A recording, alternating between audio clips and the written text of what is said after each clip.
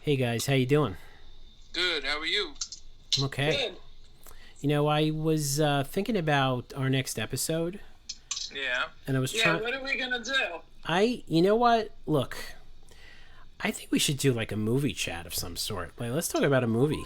Oh, okay. Since we're okay, like, I'm since feeling it. since we're That sounds fun, different, and exciting. Something different to bring the masses. yeah, right? Because we're home, and you know. Now I don't know, but I don't know. Are we gonna do? Can we do a movie? Can we do a movie that we don't necessarily have like for streaming? Because Well, I mean, we want something with a business flair, Yeah. right? So, Definitely. what's the first movie that comes to mind? I mean, I'm thinking like Glengarry, Glen Ross. yeah. See, like That Wolf I of mean, Wall always be Street, closing, guys. Always be closing. ABC. yeah, like I was thinking like Social Network, Steve Jobs, the founder, Boiler Room. Oh, Boiler Room. Yes. That's it. Long Island. Yes, Right? it fits. Boiler Room, Business. I think, is a great choice. I always Yeah, like that movie. that's it. You said it, Sal. Did you think That's it. Boiler Room? You think it'd be okay? You don't think it's like too adult or anything? I mean, I think it shows. No. It shows a It's lot. Podcast, so Yeah. Yeah. I mean, it shows a lot about like what business is all about, and I and I thought, think we'll be able to kind of point out what not to do when buying stocks as well, if I remember the movie correctly. yeah, there you go, yeah. It's been a while. Exactly. Yeah. All right, cool. So we'll do that. Let's watch it. Let's see where we can watch it, and then we'll talk about it. Sound good? Sounds good. great. All right, Good awesome. idea. All right, Thanks, Sal. all right, thanks, guys. Bye. Thank you. All right. Bye. From the Miller Business Center at Middle Country Public Library, this is Centered on Business.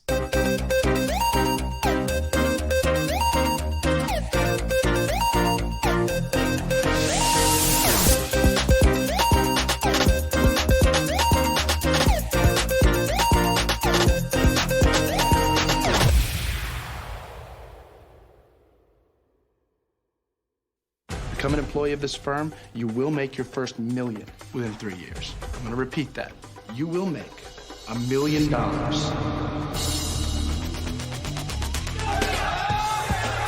At the stock trading house of J.T. Marlin, a new generation is building their fortune. So I want you to go out, buy yourselves a new car. Go buy yourself a house. We're superstars now. They say money can't buy happiness. Look at the smile on my face. Ear to ear, baby. You have to be closing all the time and be aggressive. Learn how to push. This is Chris Marlin over at JT Marlin. This stock is blowing up right now. The whole firm's going nuts. Hold on, let me open up the door to my office. See that, Doc? Give me the 2,000 shares. Done. Sale is made every call you make. The only question is, who's gonna close, you or him? You can be whoever you want to be on the phone. I'm 46 years old. I have 22 years of market experience. The whole place is going nuts. Well, you see, we deal in stocks that really move. I am your kid's college fund. Yes, my first account, baby. You're one of us now. This kid is really good. Okay, he's gonna go down hard. Sky's the limit. Are you gonna be rich, Seth? How come I've never heard of this firm? I saw John shredding a bunch of documents. So why would you want to look too deep into something? I mean, you're not curious? What are you doing? Man, these guys are no joke. I figured out how Michael's making his money. We're selling stock for companies that don't exist. FBI, we'd like to talk to you about your relationship with Seth Davis. Somebody tells you they got money problems? Wrong answer. No. I want my money back. I'm sorry, Harry. I can't do that. You're destroying people's lives. I want to get out of the firm. I don't care what you do anymore. Just get out of here! Seth Davis here. It's time, Seth. Giovanni Ribisi, Vin Diesel, Nia Long, Tom Everett Scott, and Ben Affleck. Anybody who tells you money is the root of all evil doesn't have any. Welcome to the new American dream. You know what really jumped out at me at the very beginning of this film, just to let you know, was The that sexism? no, no, it was first. Well, look, yeah, we'll get into that. Yeah. But It was a little cringy, that whole New Line Cinema with the scratch and the like the record scratch and everything like that. I know it's kind of funny to talk about it right off the bat, but it's the first thing that you see. And also like I don't know if it was. Well, you say New Line Cinema, but was it also Warner Brothers? There's like this was on IMDb. I think they said like they made it so there's like money in the back, and like it's the New Line Cinema. It's the money. Yeah, there's money like you back can like in the see like the money. Yeah, yeah. It was very dated. It felt dated, right? Wouldn't you say, Elizabeth? Yes. First, like right out of the gate, like immediately out of the gate, like the first minute. As soon as it started, I thought, "Oh, when did this movie come out?" Exactly. Like I had known it was not a recent movie, but seeing that, I thought, "Is this older than I thought?" Let me check out the date, because we watch movies with our iPads in our hands, of course. Sure. Yeah, 2000. I was actually surprised because, I mean, this came out for me, I was in, I guess, I don't know, high school or middle school or something like that. And this is like I don't know, I don't want to get too personal or whatever, but like for someone like me and like the people that I grew up around, and like we all have this certain view of this movie. And I think it impacted people when it came out. It impacted people even like for years to come, as like a classic. But not only that, but like the lifestyle, the everything like that. I don't know if you want me to get a little deeper into it, we could do it later. But Well, it's interesting you say that, because I was, not in middle school or high school when this movie came out. Thanks for that dig, Alex. No, I'm sorry. But when I was in high school, a book called The Bonfire of the Vanities came out, which also dealt with not so much what's happening in the boiler room, which, we'll get to is completely illegal, but that whole selling, that whole culture of excess, and the fancy suits and the fancy watches and the fancy cars, and that book absolutely impacted me as a recent high school graduate. And it sent me in one direction and then sent me in the complete opposite direction. So it's interesting to me that you say that. And would you say that there's people that that you grew up with that it also affected in big ways as well? Oh, yeah. Culturally, I think, Bonfire of the Vanities and Boiler Room, that whole mentality of money, money, money, and not even, I think the character of Ben Affleck at some point said he was liquid. He did, yeah. He said, I think when they were having the big group interview, he was saying he was liquid, but I think that probably is not something that happens for the most part with the people that are inspired by movies and books such as this, that they're not like, it's all show. Like what car do you drive? What kind of suit do you have? I don't care if you can't afford to move out of your parents' home, but you better be wearing $1,000 suit. Yeah, like I feel like people like from my generation or whatever, they see this. It's almost like how some people see like Scarface, but they don't realize that he dies at the end. Or they see like Goodfellas, but they don't realize that Henry Hill, it was a bad person, and blah blah blah. They're watching a movie. And I don't want to go bad. I'm trying not to go bad on anybody, but like they're watching a movie about people doing bad things, but they're like loving it. And then some people that I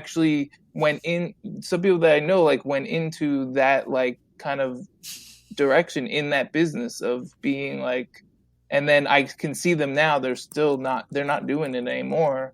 So like, I don't know. It just really like struck a chord. And I know like if I was sitting with a friend and we were like looking for something to watch and that came up, like it would be like, yeah, of course. Well, doesn't this film do that with the whole scene where they're watching Wall Street? I mean, the guys in the film want to be know every word. and they want to be what's happening on Wall Street. That's so true. Yeah. So it's kind of people watching Boiler Room, watching people watching Wall Street. It's and very it kind meta. of, Very it was meta. very meta. I grew up with some of these people, not actual people like in the movie, but this kind of hit very close to me because I worked with people like this, where they wore the suits not quite fitting right and not quite at a good, not a high quality suit, and kind of like talked trash to each other and went out and said terrible things to each other in public. And work was kind of this frat house type of situation going on there.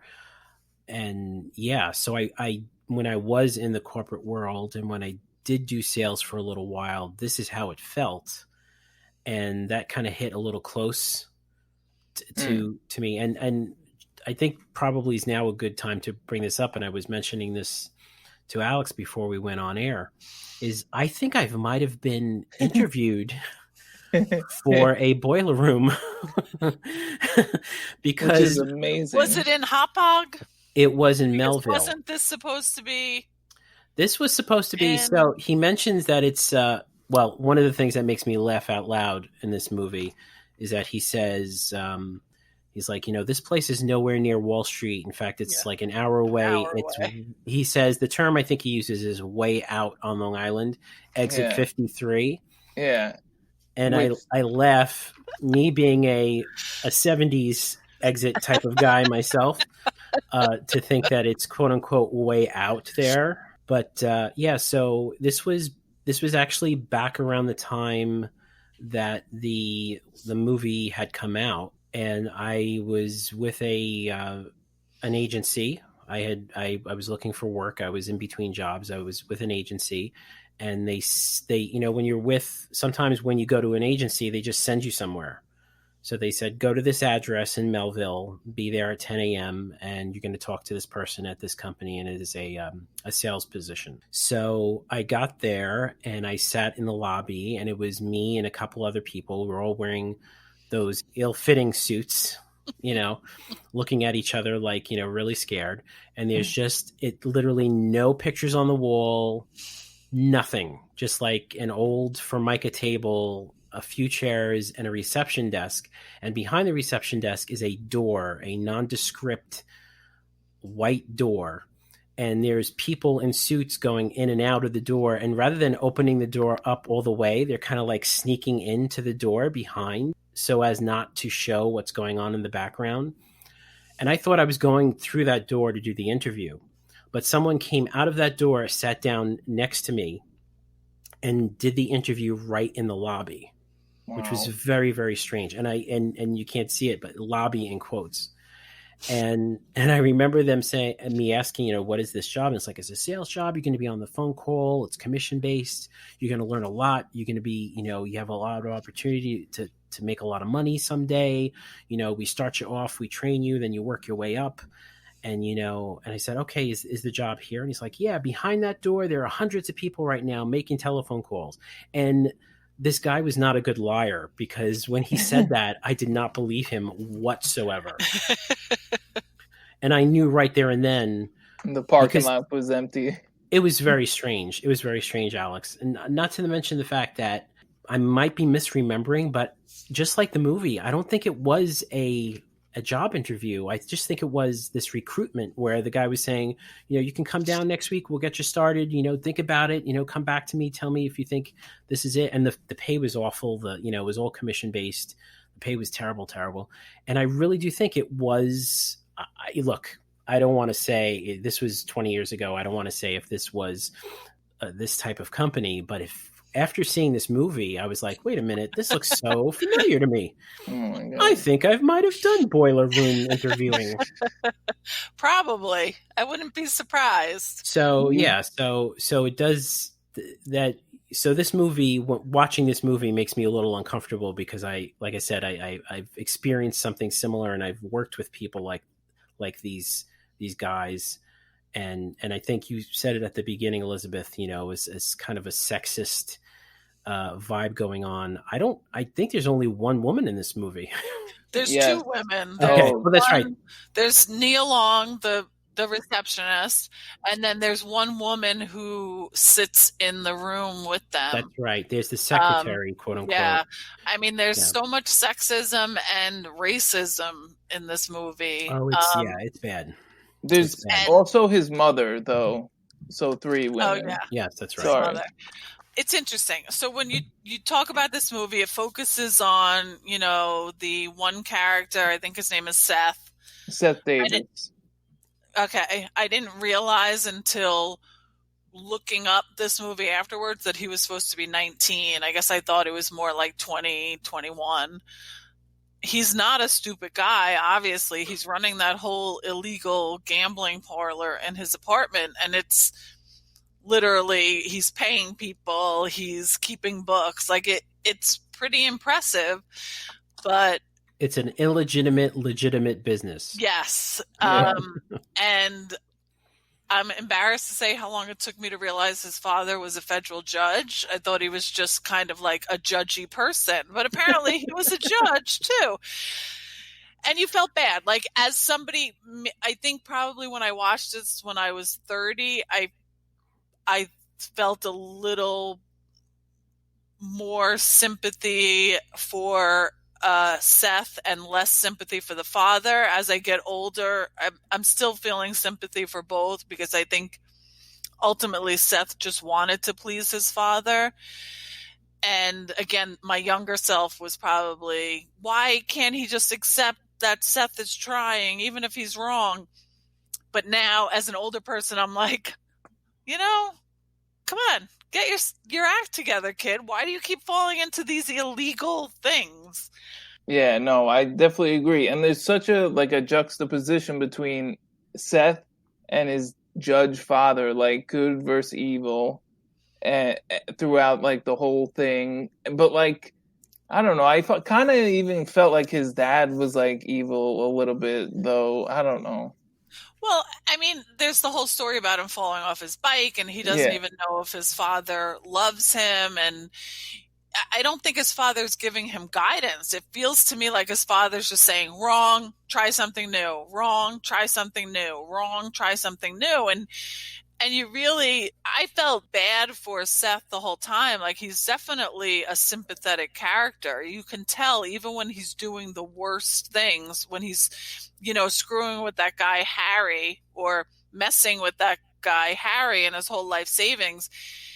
It's, he's in the moment and kind of like getting into it with the people he's working with, but also afraid of them, but also, will this make his father accept him? But feels bad for Harry.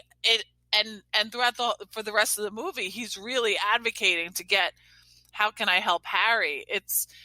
He's definitely a sympathetic character, and knowing that he's 19 and not 21, I mean, I know it's just a couple of years, but he was just an idiot. Also, just to toss in there, like, his mother was like supportive to a fault almost. Like, she was always like, oh, Seth, don't worry. Like, your father loves you. Like, don't, not really being honest, I think. She was just... Neither one of them were helping. Right. One was saying everything you do is wrong, and the other one was saying everything you do is perfect. Right, exactly. And it's just not a good mix for, like you said, a 19-year-old. And, like, I agree. I didn't even know he was 19 until you just said it now. I don't think I even came through for me. And 19 to 21, I mean, it really could be a huge difference for a lot of people. So I agree with you 100%. I think another sympathetic character, another character that I felt wasn't as hard as everyone else, was Chris, played by Vin Diesel. Did you get that? Did you feel that a little bit? Is it just because we all love Vin Diesel? Yes. No. I think he was... He's smooth. Yeah, he was very smooth, but also I think he knew what was going on. He didn't really want to think about it. Like, he was just in it for the money. Yeah. He didn't want to think about it, but at the same time, there was a comment when they're waiting in the car for Greg and Seth. It goes, Chris, why are you still living with your mom? right? He like asked that question and he like sheepishly like changed the subject, I think. But listen, at the end of the day, yes, not to jump ahead, but Seth saved the day for Harry, and if it wasn't for Chris, he wouldn't have been able to do that. So it wasn't like Chris just turned his back on him anyway. And I kind of felt like there was kind of a mentor relationship going on between Chris and Seth that I thought was rather nice. The two of them together, he was a little less forceful than Greg, who was just nasty, played by Nicky Katt, said super terrible racist things and yes, and really not a good role model in this case. No, absolutely not. And I mean, you think about like all like the workplace like sexual harassment training and workplace training that we've all gone through. They would have all failed.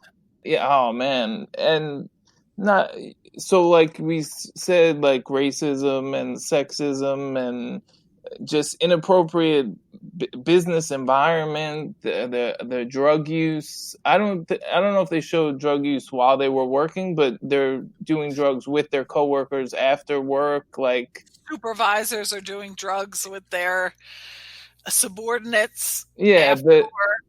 The main guy,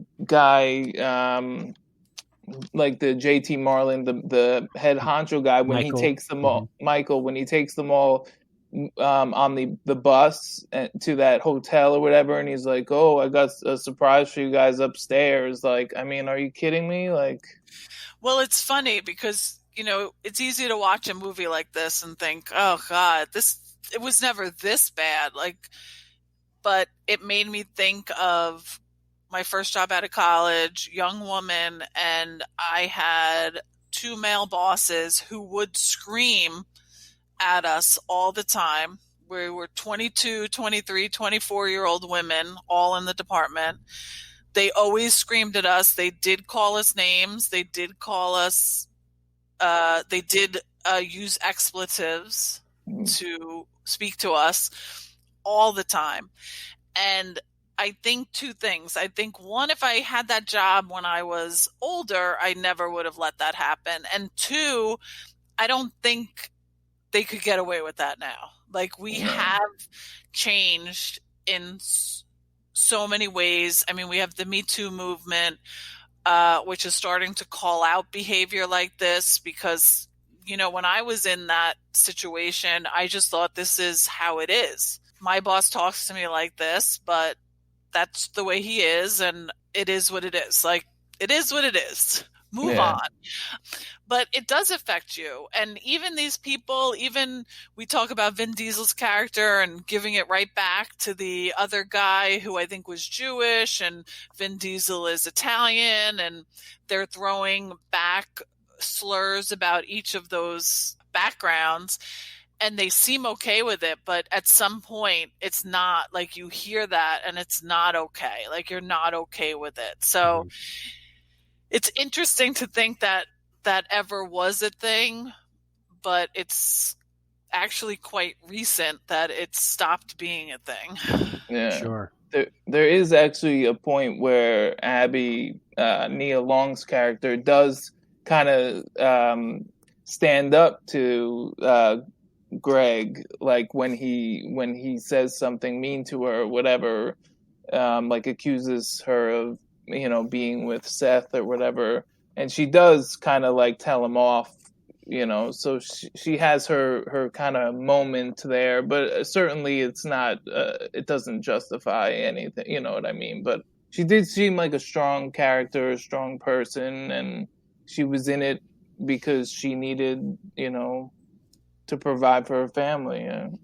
It's interesting. I felt that the stuff that you're talking about, Elizabeth, it happened. I felt like the film and the writer, Ben Younger, who incidentally, this was based on a quote unquote true story. This is based on something that he experienced 5 years before.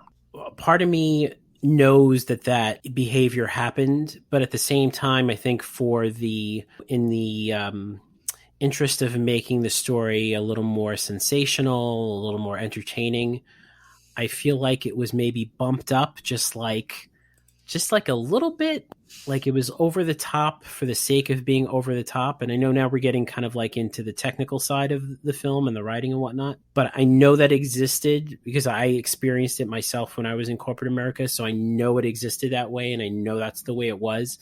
But I kind of felt like the film bumped everything up a little more, made it a little more salacious. Well, I mean, probably. Yeah, because I mean, it was really like it was like over the top, crazy. But to me, the idea that there's this room filled with hundreds of people selling fake stocks, yeah, and bilking people out of all their money is so over the top that sure, that happens. Yeah. So I don't put it past those actual people to be talking. Yeah, sure. So let's talk about that, because I think one of the reasons why we picked this movie, besides the three of us, really liking it, and obviously the movie made an impression on us 20 years ago for us to want to talk about it now, but the fact that it kind of ties into business and what we do and how we like to guide our patrons to smart investing. I mean, we're a couple of weeks late from this coming out, but a few weeks ago was the Smart Investing Week. Mm-hmm. Unfortunately, we're all stuck at home for Smart Investing Week.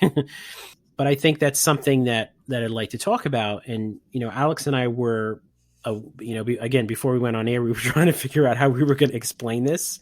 And Alex, I had found the script. Alex, did you want to start to talk about what this scam was? Like, what was this that was going on that was 50% legal if done properly, and 50% illegal? So what was that exactly? Something about bridge financing? Yeah. Well, I found two things that I think apply, but bridge financing was the one that you had pointed me towards, which is temporary financing intended to cover a company's short-term costs until the regular long-term finances are secured. It is not illegal unless there is no connection between the company issuing the stock and the firm selling it. And that was the illegal part in this movie, though. Yeah. And then but weren't they selling non-existent stocks? No, they were actual stocks. Oh, okay. They were actual stocks, yeah. There's also what I initially thought was this micro cap stock fraud. Securities fraud, including stocks of micro cap companies with a market capitalization of under 250 million, penny stocks, which SEC defines as a security that trades at less than $5 per share, not on the national exchange, and fails to meet other specific criteria. So those were the stocks that they were selling then, these micro cap stocks. I think so. Yeah. So I think, but somewhere between the two, I think they were doing the bridge financing and the micro cap stock fraud as well. Would you agree by those definitions? Yeah, I kind of understood it as basically they were creating these fake companies. What was the name of the one was MedPatent. That was the second company that they created. The first one was a company that made the drug to help premature babies, right? It was just like, very hitting at the heartstrings. Yeah, exactly. I was like, damn. Come on. So they were, I think they created the companies and then they sold stock in those companies, even though the companies didn't exist. How I understood it, they sold stock in those companies. They would raise the price of the stock artificially, get as many people in as possible to invest in the stock, and then they would dump the stock on the market. They would sell. They would make all the profit because the artificially, inflated price of the stock, and everybody else would be stuck with the stock that wasn't worth anything. And I think the Right, reason why right. they were able to fund these companies was through the bridge financing. So they were able to fund the companies initially by getting quote unquote loans to finance the creation of these fake companies. And then they would sell stock in these fake companies, make a big deal about it. You know, the stock price would go up naturally because everybody's investing in it. And then finally they would sell all the stock on their end, the stock that they owned, dump it and make all that money. And that was the reason why they were able to offer such high commissions to all these guys working for them, because it was in their best interest to make all that money. So the SEC says you can only make 5% maximum commission on a sale. You know, they were making 20%. Yeah. And, you know, the overseer, whoever that was, the guy who was supposed to be, you know, making sure that they were legit, actually worked for them. But that part was legal. Yes, that part was legal. Work for you. Yes. I won't get started on that. But the people that were scammed and lost money through this company, we talk about how we can relate this to our patrons and how they should act. I mean, there were so many things as I was watching with the doctor who gets a random phone call at work about buying stock and is hesitant at first, which is what he should have been. He should have been hesitant the whole time and said no. And then they threw in that, okay, well, if you can't do it now, then, you know, you're just going to miss out. No, I can't call you back tomorrow. That's fine. You know, do whatever you want, but you're missing this great opportunity.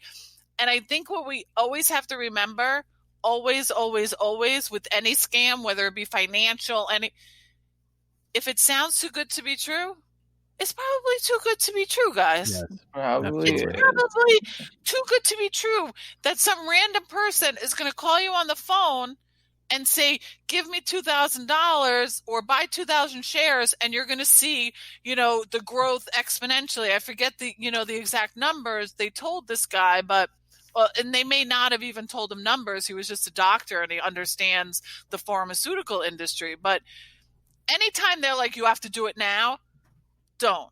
Anytime it sounds too good to be true, question it. And you see that in so many financial scams.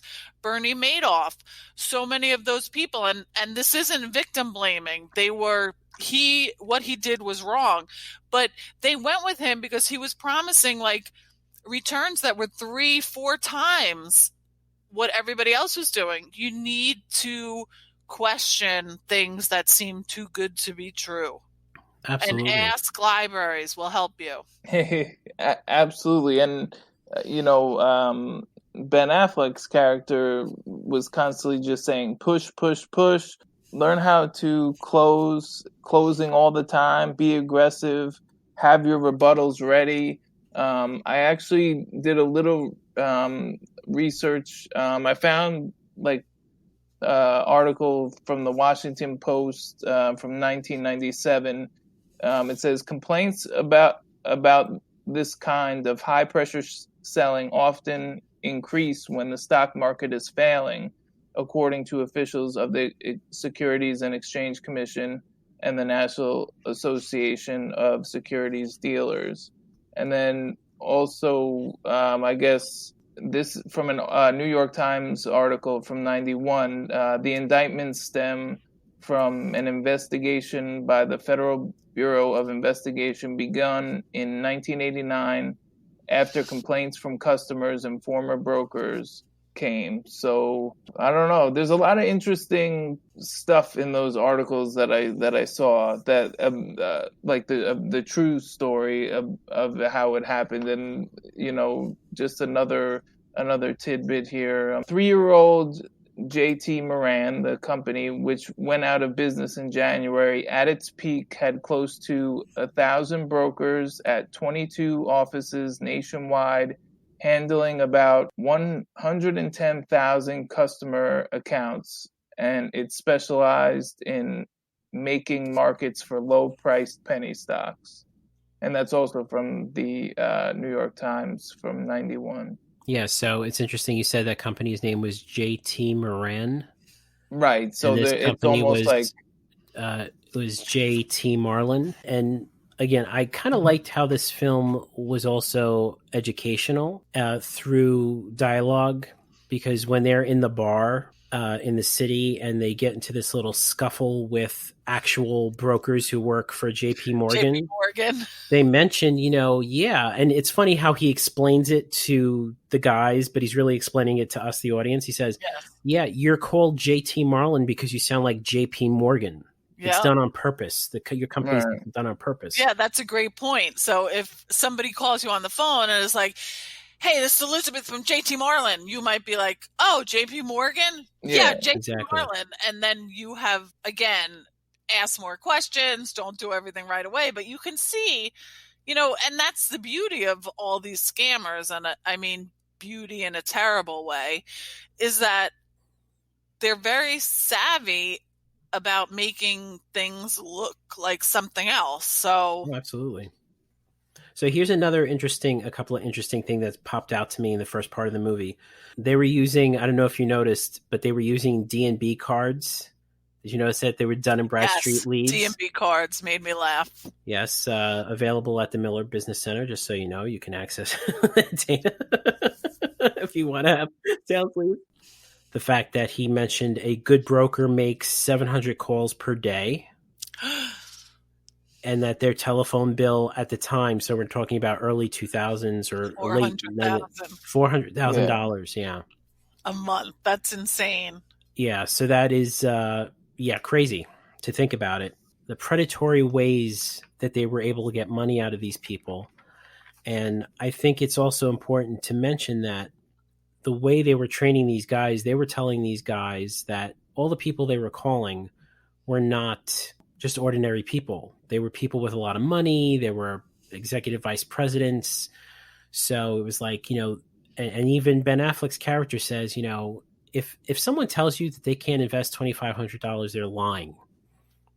Yeah, but is that true? Because just because somebody and we know from doing our searches for Miller patrons about executive vice presidents and who's this or that, but when we specifically think about Harry, he was a purchasing manager. So yes, he had a managerial title, but he didn't have a lot of money. He had a family. We're thinking in relative terms. You're looking, again, you can't judge the person by the things on paper. So even the doctor, he seemed to have the money because they never came back to him, but you could be an executive vice president in a small, not a one of the center states. And we would think, an executive vice president in New York City is making high six figures, mid six figures, but in one of the middle states, they might be making less. The numbers aren't equal. Yeah, no, definitely. Again, it's not just, you can't just look at the things on paper. Yeah. It was a bad situation all around. Now, obviously they were making money. They were calling a lot of people every day. There were probably some people in there who were quote unquote whales who would just, invest, and they had money to spend and money to lose. But the majority of people in these scams are just regular folks who just want to invest money. And unfortunately, like you said, that fast talking, high pressure. There's a scene in this movie where Seth is at home and he gets a telephone call from the Daily News.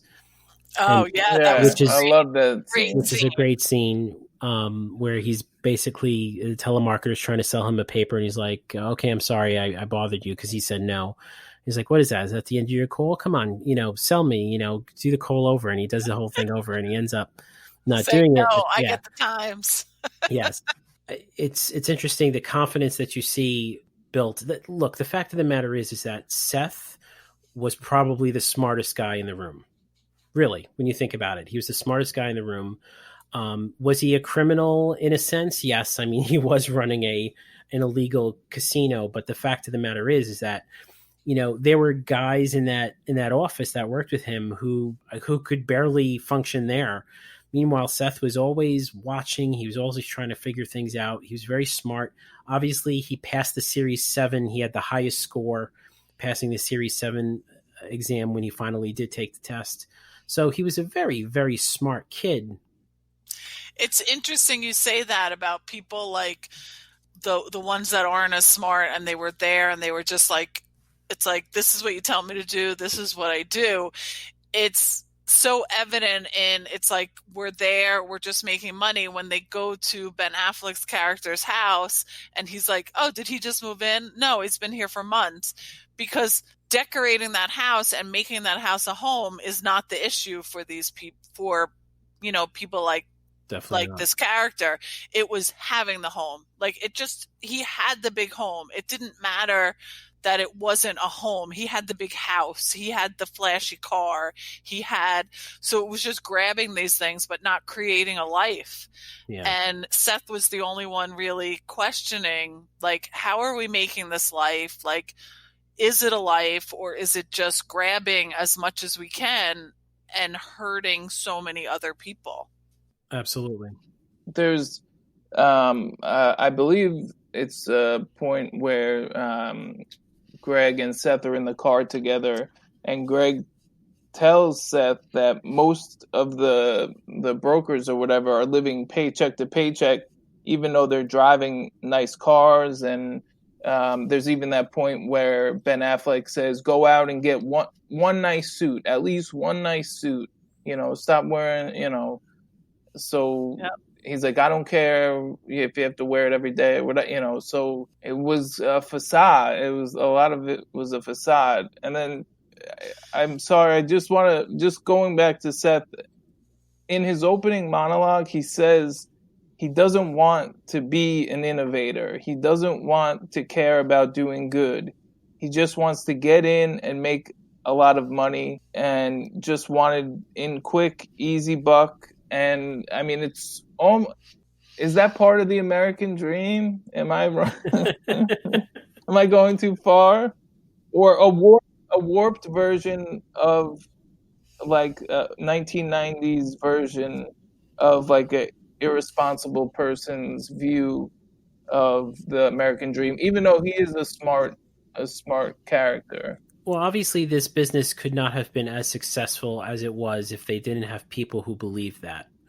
I mean, it wasn't like they were running a sweatshop or anything like that. Those guys were going in there ready, willing, and able because they were told that they could make a ton of money, and that's what they were doing. That was the goal for most of those guys. The goal was to make a ton of money. I mean, at the end of the day, the goal for Seth wasn't necessarily to make a lot of money because he was already making a decent living. He just wanted to make his father proud of what he was wanted doing. Respectability. But I'm not even sure it was making a lot of money for these guys, because if it was making a lot of money, they would have saved it. It was having flashy cars, buying a lot of drugs, being able to pay for dinners and that stuff. And, you know, maybe we're not doing that now. Maybe boiler rooms don't exist now, but we still live in this culture that, you know, what you're portraying on the outside, now maybe it's Instagram. Like, oh, Right. that person has such a great life. Look at their Instagram. But what you're not realizing is they're focusing, you know, they're zooming into this perfect part of their life, and you don't know what the outside is. So are we still doing it? I mean, I think it's just human nature that you want to feel like you're as good as the next person. And unfortunately, the only way to really gauge that for some people is the amount of money or the amount of expensive things you have. Yeah, I agree with what you said about Instagram. I think that's a perfect example. Yeah, I get it. Nobody wants to read wants to see my Instagram story of, oh, today I'm lonely. You know, like they want to see, oh, you had a great day today. Look, she went here. She did this. Oh, I did that too. Nobody wants to see the bad side. So. But then when you post like a picture of like, oh, look, I bought these like brand new Louis Vuitton sandals and this new purse, like, you know, it's like, why? The reason for posting that, why you gotta, but like you said, it is part of our society today still. and probably always will be. Yeah, to Yeah. some extent. It's Yeah. the same. It's the same idea. It's just a different song. It's a different song. Yes. Yep. Right.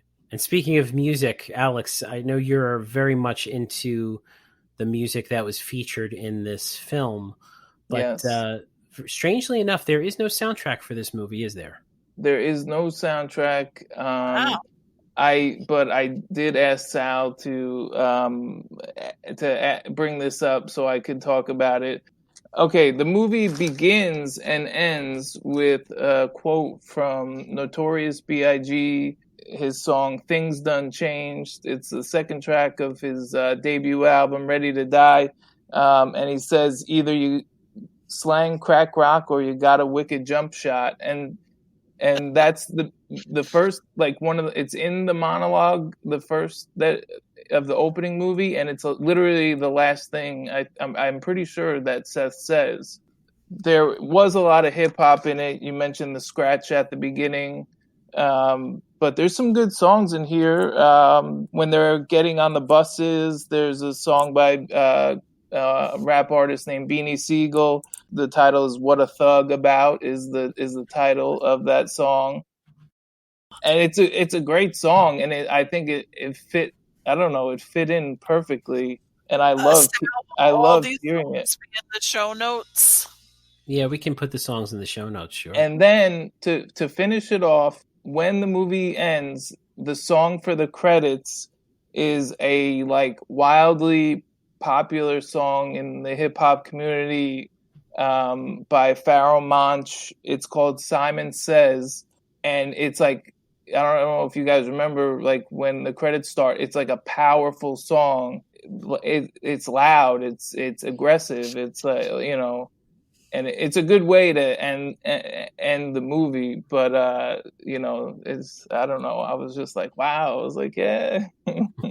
Sorry, that's my little hip hop tidbits for everybody. But why do you think they ended it on such an aggressive song? Do you think it was a reaction to how terrible the people were in this movie, like anger at them? Or do you think it was a reflection of those people? Like it was almost those guys in the boiler room, their response to getting caught? Is my English degree coming out? Let's read into this. No, I don't know. And the title of the song is Simon Says. How does that game go? Maybe that has something to do with it. I don't know. Could be. But like, I don't know, because you see Seth drive away as you see Seth drive away as those paddy wagons are pulling in and the police are storming the building. When I watched it for the second time and the credits started and that song came on, I could feel like if I was sitting in the movie theater hearing that, I would get up and I would be like, that was like the best movie I ever saw. Like I think it just added to, because you're taken on a ride in the movie, I think, a little bit, and relating to Seth, or maybe, or not. I feel like if I heard that at the end, I'd be like, I'd walk out of the theater and I'd be recommending it to everybody. And we are. Yeah. We are recommending this. Now, I want to mention to folks who are listening, to tie it back to what we do and what we offer. We have had a number of programs that have been sponsored by FINRA, and FINRA is the organization that basically takes the money that the SEC receives from the fines against all these brokerage houses and brokers who do bad things, and redistributes it for educational purposes. And we have in the past at the library received FINRA funding and grants. And I highly recommend folks, there are two things. Before you go out to invest in the market, and believe it or not, with everything that's going on in the world, a lot of people are thinking about investing in the market since the market is low now. And a lot of people feel that this is a good time to buy into the purchase stock and buy into the market. But we do have it on our website under our online business resource database, a listing of free databases that are available to you from wherever you are. You don't have to be a patron of the library. You don't have to be a Miller member to access these databases, and one of them is the broker search, the FINRA brokerage search and broker search. So you can go there, and we'll put this in the show notes. You can go there and type in a broker's name and see if there are any sanctions against the broker. See if there's any sanctions against the brokerage house, and also see a history. I believe it's a 5-year history of that broker's information, as well as whether or not they passed the proper tests. That comes in handy. It's very important that your broker has passed the tests and can officially sell you stocks, which was something that was brought up in this film, because half of those guys were trainees. When they got to the point where the person on the other end of the phone was ready to buy a stock, they had to stop, and would they have to yell Rico, right? What was that? Yeah. Rico? They had to yell at the top of their lungs, Rico, and someone would run over and grab the phone, and the person who is officially able to sell the stock would sell the stock to them. So that's one resource. And the second resource is for our Miller Business members and our patrons of the libraries, that the Morningstar database, which allows you to look up a stock, a mutual fund, and get the Morningstar rating, which is a very prestigious rating for a stock. You know, they'll give it 4 stars, 5 stars, 3 stars. And that database is great as well. If you're thinking of investing in a particular stock or in a particular mutual fund, you can see that fund's history. You can see if whether or not Morningstar suggests that it's something that you invest in, not invest in. Also tells you what's inside that mutual fund. You know, there's a lot of these mutual funds out there that sound great, and you're like, okay, what's in it?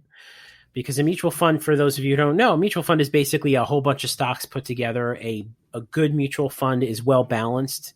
So if the energy industry is tanking, but the healthcare industry is doing great, kind of like now, it'll balance it out. So your fund won't lose all its value. It's diversifying is what they call. So that database is the Morningstar investment database. It's, again, another great resource that we have here at the Miller Center. So folks won't fall into the trap that Harry did in this film when he was basically pressured into purchasing a stock that was worth nothing because he wanted to buy a house someday. And it just so happened that Seth got him at the right moment where he was getting ready to buy a house, and he had $50,000 sitting in the bank for a down payment. And so that was the other cringe-worthy moment in that movie for me, was the argument between the husband and the wife about the money that he invested in the stock market, and her being very concerned and pretty much leaving with the kids. And that was a rough scene to watch.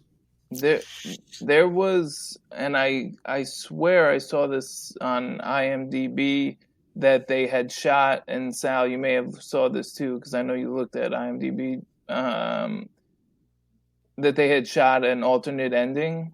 Yes. Of Harry coming into the building to find Seth in the stairway with a gun. Wow. Yeah. So there is that ending was shot, actually. Yeah. That is, if you purchase the DVD, you could see that ending. I am incredibly glad that they did not go in that direction. I thought that it ended pretty well. Spoiler alert, before this film ends and before the JT Marlin is shut down, Seth is able to essentially get Harry's money back by reinvesting it in the stock that, the med patent stock, which was still high enough for him to go in there, get the stock, and then he could sell it at the high price rather than the low price before it was dumped. Yeah, so he basically got his money back. But in the original cut of the film, yes, he was going to go in there. I don't think he was actually going to shoot anybody up or anything like that, but it was going to be implied that he was about to do something bad. And I'm glad they didn't go in that direction, simply because, besides the shock factor on that, I think we were already shocked at that point about everything that was going on. But I think it would have made Harry look like a villain as well. Yeah, he would be less sympathetic. And really, that wouldn't be fair to his character, because we know that most of the people who are scammed do not retaliate in that sort of way. So, Oh, definitely not. I think it's good that they did not go that way. And it also would present like an element of like danger, like to the movie, like an aggressive, like that wasn't there throughout the whole thing, but then at the end, it's all of a sudden like this threatening, violence. Violence. Yeah. That's the word I was looking for.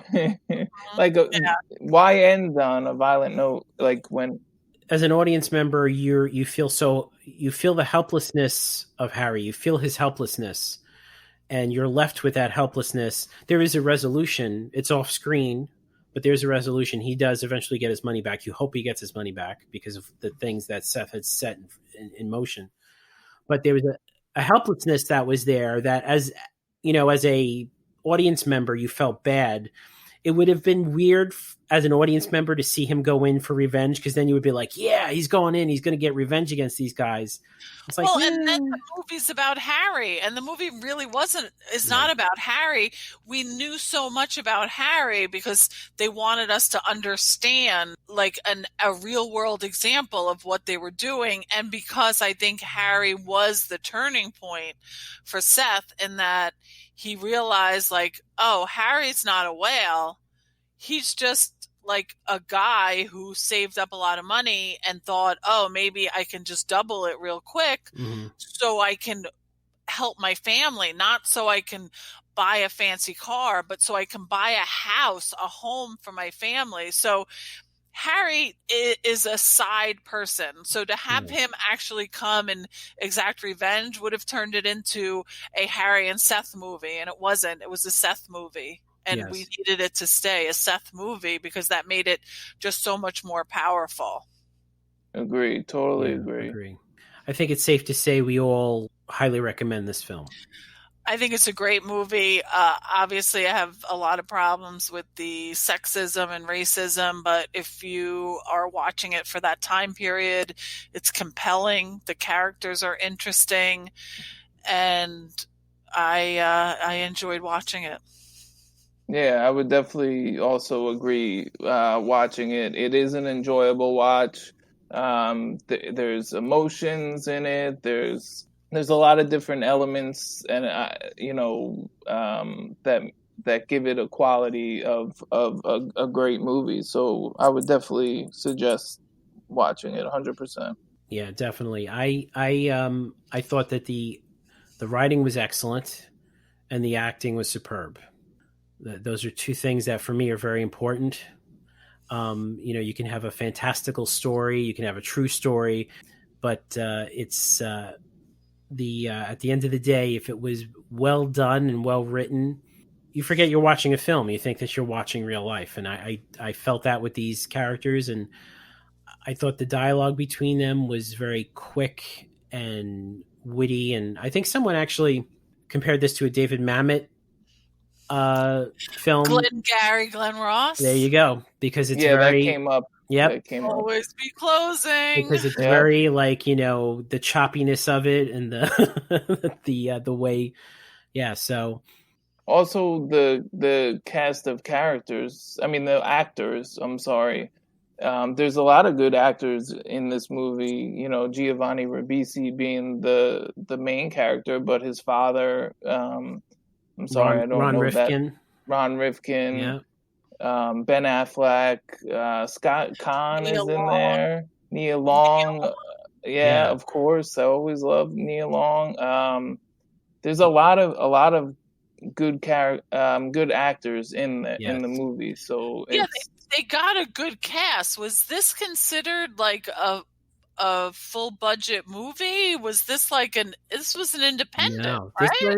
This was it was New Line Cinema with production company, so I wouldn't necessarily call it independent, but it only had a $7 million budget. Wow. It made $28.7 million, so it did pretty well for itself. In the grand scheme of things, relative to the time that it came out. It's not a long movie either. It's like 2 hours straight. Yeah. Tight. It did win a couple of juried film awards at the time. So, it gets a 7 on Internet Movie Database, a 63 on Metascore. So it's How about not Rotten Tomatoes. Yeah, Rotten Tomatoes, it got a 66 on Rotten Tomatoes. Yeah, it's all good, and I thought this was a good idea. Maybe we should do this again sometime. I think so. When you threw out the idea, there was a lot of movies that were mentioned, so we have our pick, right? So yeah.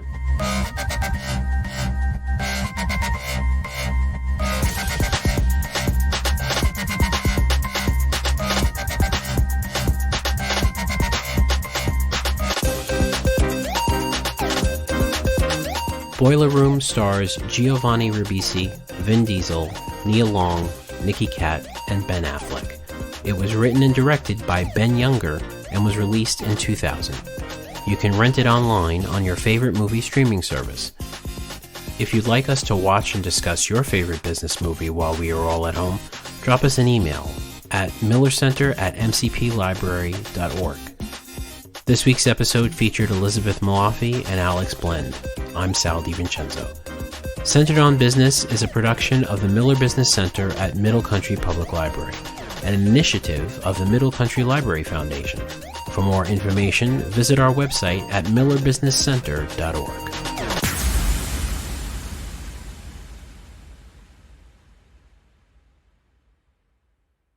A sale is made on every call you make. Either you sell the client some stock, or he sells you on a reason he can't.